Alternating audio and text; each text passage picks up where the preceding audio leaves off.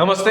రీసెంట్గా మంత్రి కొండా సురేఖ కూతురు చేసిన వ్యాఖ్యలు చాలా సంచలనంగా మారినాయి. ఎందుకంటే డైరెక్ట్ తను రేవంత్ రెడ్డిని టార్గెట్ చేస్తూ చేసిన కమెంట్స్, అలాగే తను చేసిన కమెంట్స్కి కొండా సురేఖ గారికి షోకాజ్ నోటీసులు వెళ్ళిపోవడం.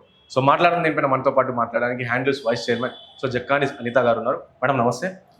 ఫస్ట్ ఏం చెప్తారు మేడం కొండా సురేఖ గారి కూతురు చేసిన వ్యాఖ్యలు? అంటే నిన్న చేశారు అండ్ గతంలో కూడా రేవంత్ రెడ్డిని కావచ్చు, రేవంత్ రెడ్డి బ్రదర్స్ని టార్గెట్ చేసుకుంటూ మాట్లాడి అండ్ నిన్న మాట్లాడారు. సో ఫస్ట్ ఈ కమెంట్స్ ఎట్లే వస్తుంది కాంగ్రెస్ పార్టీ నాయకురాలుగా? ఆమె ముఖ్యంగా మా కాంగ్రెస్ పార్టీ మెంబర్ కాదండి. మేము పెద్దగా ఇవేమి పట్టించుకోము, ఇగ్నోర్ చేసాం ఎన్ని రోజులు. కానీ ఈసారి తను డైరెక్ట్గా సీఎం గారిని అటాక్ చేస్తూ, అలాగే అక్కడ ఉండే సిట్టింగ్ ఎమ్మెల్యేని అటాక్ చేస్తున్నారు. కాబట్టి మా క్రమశిక్షణ కమిటీ వాళ్ళు ఆల్రెడీ నోటీస్ పంపించారు. హైకమాండ్ కూడా చాలా సీరియస్గా ఉంది. దీని మీద డీటెయిల్డ్ రిపోర్ట్ పంపించమని కూడా ఇన్స్ట్రక్షన్స్ ఇచ్చారు. అండ్ ఇంకోటి దీనిపైన సంబంధించి అంటే కొంతమంది నాయకులందరూ కూడా అంటే ఇటు మన ఎల్బీ నగర్ చూసుకుంటే వాళ్ళకి కావచ్చు, లేకుంటే కొంతమందికి క్రమశిక్షణ కమిటీ నోటీసులు కూడా ఇచ్చింది. అయితే ఇక్కడ మెయిన్గా ఇటు మొన్న కోమటిరెడ్డి వాళ్ళు ఎన్ని గణం కమెంట్స్ ఇచ్చారు, మళ్ళీ వాళ్ళకి ఎందుకు ఇవ్వాలి, వీళ్ళకి ఎందుకు ఇచ్చిన నోటీస్ అని చెప్పేసి కూడా ఒక ప్రశ్న వస్తుంది. సో దానికి ఏమంటారు?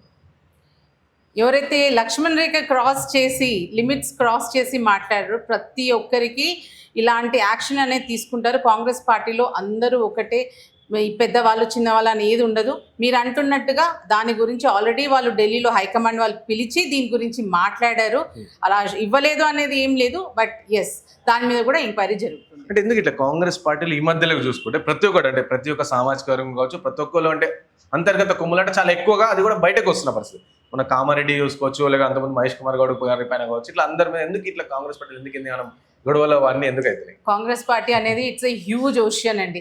చాలా మంది లీడర్స్ వస్తుంటారు పోతుంటారు. కాబట్టి ఈ రోజు ఇలా ఉంది, రేపు మళ్ళీ మేము కలిసి పని చేసుకుంటాం.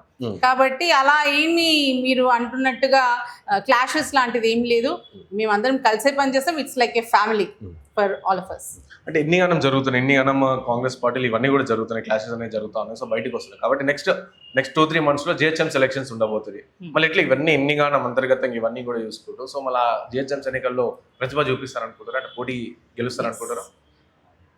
ఈసారి జరిగే ఎలక్షన్స్లో జిహెచ్ఎంసీ ఎలక్షన్స్ కానివ్వండి, నెక్స్ట్ వచ్చే ఎలక్షన్స్లో కూడా మేమే హైయెస్ట్ మెజారిటీతో గెలుస్తాము. పబ్లిక్ ఆల్రెడీ గవర్నమెంట్ ఇచ్చే స్కీమ్స్ ఆల్రెడీ చూస్తున్నారు. వాళ్ళు ఆల్రెడీ దాంట్లో ఇంప్లిమెంట్ అయ్యేవి వాళ్ళకి బెనిఫిట్స్ దొరుకుతున్నాయి. అది ఆల్రెడీ అందరికీ పబ్లిక్కి తెలుసు. అలాగే మన స్టేట్లో జరుగుతున్న డెవలప్మెంట్స్ కానివ్వండి, ఫ్యూచర్ సిటీ కానివ్వండి, అలాగే బుల్లెట్ ట్రైన్ గురించి కానివ్వండి, చాలా డెవలప్మెంట్స్ ఉన్నాయి. ముందు ఎక్కడ జరిగాయండి? ఈ రీసెంట్ టైంలో మీరు చూడండి, వారంలో ఎన్ని డెవలప్మెంట్స్ జరుగుతున్నాయి. ఇంత ఫాస్ట్గా సీఎం గారు ఇనిషియేట్ తీసుకొని స్టేట్ డెవలప్మెంట్ కోసం, పబ్లిక్ వెల్ఫేర్ కోసం తను 24 గంటలు ఇదే పని మీద ఉన్నారు. ఆయన సెల్ఫ్ టైం కూడా ఆయనకు ఉండదు. He's totally working for the welfare of the Telangana people. Same చెప్పాలనుకుంటా ఫైనల్గా మీరు చేసిన గ్యారంటీలు కావచ్చు ఇవన్నీ కూడా అమలు అవుతుంది. సో నెక్స్ట్ రాబోయే ఎలక్షన్ సో ఇంతవరకు గెలుస్తాం అనుకుంటారు. మళ్ళీ నెక్స్ట్ 3 కమిషనరేట్గా ఏర్పడింది కాబట్టి సో 3 మేయర్లు మీకే ఉంటారా, లేకపోతే ఒకటో రెండో ఉంటారు? తప్పకుండా మేమే ఉంటామండి. 3 మేయర్లు కాంగ్రెస్ వాళ్ళే ఉంటారు. అలాగే 119లో 117 సీట్స్ మావే. అండ్ సీఎం కూడా మా రేవంత్ అన్ననే సీఎం అవుతారు.